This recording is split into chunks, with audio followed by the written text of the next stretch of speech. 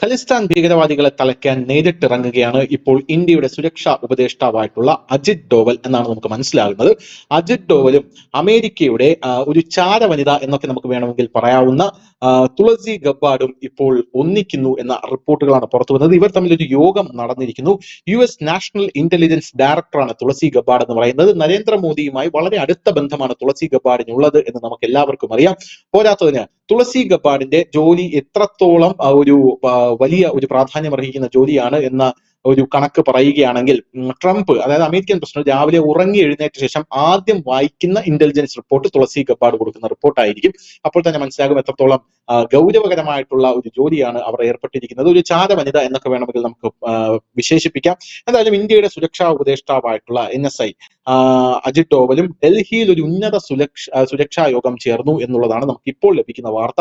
ഇരു രാജ്യങ്ങളും തമ്മിലുള്ള സുരക്ഷാ വിഷയങ്ങൾ ചർച്ച ചെയ്തു. പ്രധാനമായും ഖലിസ്ഥാൻ ഭീകരവാദികളെ എങ്ങനെ തളയ്ക്കാമെന്നുള്ളതാണ് ഇതിൽ ഉരുത്തിരിഞ്ഞു വന്ന ഏറ്റവും വലിയ ഒരു ആശങ്ക എന്നാണ് നമുക്ക് മനസ്സിലാക്കാൻ സാധിക്കുന്നത്. നമുക്കറിയാം, അമേരിക്കയിൽ ഖലിസ്ഥാൻ ഭീകരവാദികൾ ഒരു ക്ഷേത്രം ആക്രമിക്കുന്ന ഒരു കാഴ്ച നമ്മൾ കണ്ടതാണ്. ക്ഷേത്രത്തിന് മുമ്പിൽ വലിയ രീതിയിൽ അസഭ്യം എഴുതി വെക്കുക, അവിടെയുള്ള ഹിന്ദുക്കളെ ആക്രമിക്കുക, അങ്ങനെയുള്ള പല തരത്തിൽ ഇന്ത്യ അസ്വസ്ഥരായിരുന്നു.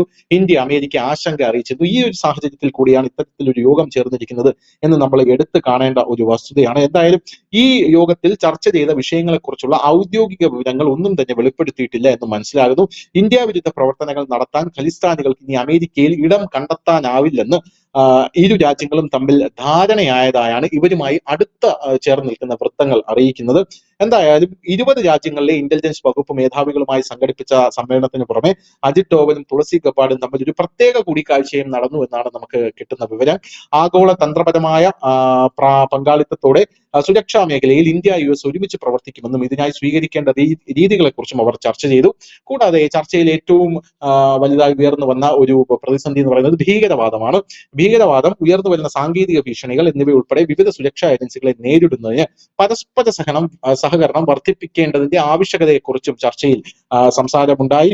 പോരാത്തതിന് ഇൻഡോ പസഫിക് മേഖലയിലെ സുരക്ഷ, തീവ്രവാദ ധനസഹായം, കുടിയേറ്റം, നാടുകടത്തൽ എന്നിവയെക്കുറിച്ചും ചർച്ചകൾ നടന്നു അജിത് ഡോവലും തുളസി ഗബ്ബാർഡുമായി എന്നും നമുക്കറിയാൻ സാധിക്കുന്നു.